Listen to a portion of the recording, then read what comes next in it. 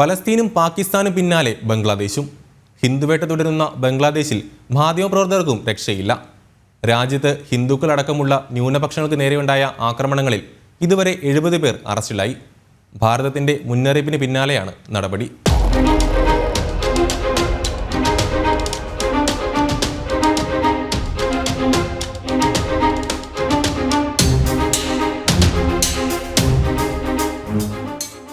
ബംഗ്ലാദേശിൽ ഹിന്ദുക്കൾക്ക് നേരെയുള്ള ആക്രമണങ്ങൾ തുടരുകയാണ്. ഹിന്ദുവേട്ടയ്ക്കെതിരെ ഭാരതം നിലപാട് കടുപ്പിച്ചതോടെ അക്രമ സംഭവങ്ങളിൽ 70 പേരെ ബംഗ്ലാദേശ് സർക്കാർ അറസ്റ്റ് ചെയ്തു. ഓഗസ്റ്റ് 5 മുതൽ ഒക്ടോബർ 22 വരെയുള്ള കാലയളവിൽ രജിസ്റ്റർ ചെയ്ത 88 കേസുകളിലാണ് അറസ്റ്റ്. ബംഗ്ലാദേശിലെ ഇടക്കാല സർക്കാർ തലവൻ മുഹമ്മദ് യൂനിസിന്റെ പ്രസ് സെക്രട്ടറി ഷഫീഖുൽ ആലമാണ് ഇക്കാര്യം വ്യക്തമാക്കിയത്. സുനംഗഞ്ച്, ഗാസിപൂർ തുടങ്ങിയ പ്രദേശങ്ങളിൽ അടുത്തിടെ വീണ്ടും അക്രമ സംഭവങ്ങൾ റിപ്പോർട്ട് ചെയ്തതിനാൽ കൂടുതൽ പേർ ഇനിയും അറസ്റ്റിലാകുമെന്നാണ് സൂചന.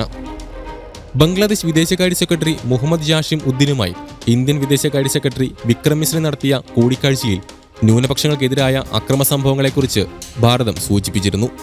എന്നാൽ ആരോപണങ്ങൾ നിഷേധിക്കുകയാണ് ബംഗ്ലാദേശ് ചെയ്തത്. ഇതിന് പിന്നാലെയാണ് 70 പേരെ അറസ്റ്റ് ചെയ്തതായി അറിയിച്ചത്. ബംഗ്ലാദേശിൽ മുഹമ്മദ് യൂനിസിന്റെ ഇടക്കാല സർക്കാർ അധികാരമേറ്റ ശേഷം ഹിന്ദുക്കളെ ലക്ഷ്യമിട്ടുള്ള ആക്രമണങ്ങൾ വർദ്ധിച്ചു വരുന്നതിൽ ഭാരതം പലതവണ ആശങ്ക അറിയിച്ചിരുന്നു. കൂടിക്കാഴ്ചയിൽ ന്യൂനപക്ഷങ്ങളുടെ സുരക്ഷയും ക്ഷേമവും ഉറപ്പാക്കണമെന്നും ഇന്ത്യൻ വിദേശകാര്യ സെക്രട്ടറി നിർദ്ദേശം മുന്നോട്ട് വച്ചിരുന്നു. വിക്രം മിശ്രിയുടെ ധാക്ക സന്ദർശനം ബംഗ്ലാദേശുമായുള്ള ഉഭയകക്ഷി ബന്ധം നിലനിർത്താൻ സഹായിക്കുമെന്ന് വിദേശകാര്യ മന്ത്രാലയ വക്താവ് രൺധീർ ജയ്സ്വാൾ പറഞ്ഞു.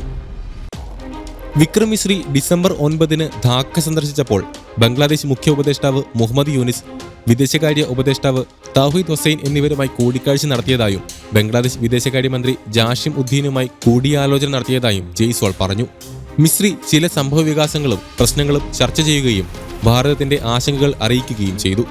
പ്രത്യേകിച്ച് ന്യൂനപക്ഷങ്ങളുടെ സുരക്ഷയും ക്ഷേമവുമായി ബന്ധപ്പെട്ടവയാണെന്നും അദ്ദേഹം പറഞ്ഞു. സാംസ്കാരികവും മതപരവുമായ വിഷയങ്ങൾക്കും നയതന്ത്ര സ്വത്തുക്കൾക്ക് നേരെയുള്ള ആക്രമണങ്ങളുടെ ഖേദകരമായ ചില സംഭവങ്ങളും അദ്ദേഹം ഉന്നയിച്ചുവെന്നും രൺധീർ ജയ്സ്വാൾ കൂട്ടിച്ചേർത്തു. ഓഗസ്റ്റ് 5 ഷെയ്ഖ് ഹസീന സർക്കാരിനെ പുറത്താക്കിയതിനെ തുടർന്ന് മുഹമ്മദ് യൂനിസിന്റെ നേതൃത്വത്തിലുള്ള സൈന്യത്തിന്റെ പിന്തുണയുള്ള ഇടക്കാല ഗവൺമെന്റാണ് ബംഗ്ലാദേശ് ഭരിക്കുന്നത്. തുടർന്ന് ഹിന്ദുക്കൾക്കും മറ്റ് ന്യൂനപക്ഷങ്ങൾക്കുമെതിരായ വർദ്ധിച്ചു വരുന്ന ആക്രമണങ്ങളും ഹിന്ദു ആരാധനാലയങ്ങളും സ്വത്തുക്കളും നശിപ്പിക്കപ്പെട്ടതിനെ തുടർന്ന് ഇരു രാജ്യങ്ങളും തമ്മിലുള്ള ബന്ധം വഷളായി. ഈ സാഹചര്യത്തിൽ ന്യൂനപക്ഷങ്ങളുടെ സുരക്ഷ ഉറപ്പാക്കാൻ ബംഗ്ലാദേശിനോട് ഭാരതം ആവർത്തിച്ച് ആവശ്യപ്പെടുന്നുണ്ട്. നവംബറിൽ ബംഗ്ലാദേശിലെ ഇസ്കോൺ മേധാവിയുടെ അറസ്റ്റും ജാമ്യം നിഷേധിച്ചതും കാര്യങ്ങൾ കൂടുതൽ വഷളാക്കാൻ കാരണമായി. തുടർന്ന് ഭാരതത്തിനുടനീളം ഇസ്കോൺ അംഗങ്ങൾ പ്രതിഷേധം സംഘടിപ്പിച്ചു. തുടർന്ന് പ്രതിഷേധങ്ങൾ ശക്തമാകുന്നതിനിടെയാണ് മിശ്രിയുടെ ധാക്ക സന്ദർശനം. അതിനിടെ മാധ്യമപ്രവർത്തകർക്ക് ഏറ്റവും അപകടകരമായ രാജ്യങ്ങളിലൊന്നായി ബംഗ്ലാദേശ് മാറിയെന്ന റിപ്പോർട്ടും പുറത്തുവന്നു. ഫ്രാൻസിലെ റിപ്പോർട്ടേഴ്സ് വിത്തൌട്ട് ബോർഡേഴ്സ് എന്ന ഒരു അന്താരാഷ്ട്ര സംഘടനയാണ് ഇത് സംബന്ധിച്ച് പഠനം നടത്തിയത്. RSF പ്രസിദ്ധീകരിച്ച 2024 റൗണ്ട് അപ്പ് പ്രകാരം പലസ്തീനാണ് പത്രപ്രവർത്തകർക്ക് ഏറ്റവും അപകടകരമായ രാജ്യം.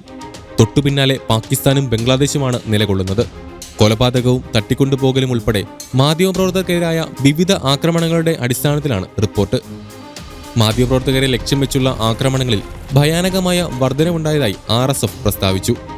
റിപ്പോർട്ട് അനുസരിച്ച് ഭാരതത്തിന്റെ അയൽരാജ്യങ്ങളായ പാകിസ്ഥാനിലും ബംഗ്ലാദേശിലും ജോലിക്കിടെ നിരവധി മാധ്യമപ്രവർത്തകരുടെ ജീവൻ കവർന്ന നിരവധി സാഹചര്യങ്ങൾ ഉണ്ടായെന്നും റിപ്പോർട്ടിൽ പറയുന്നു.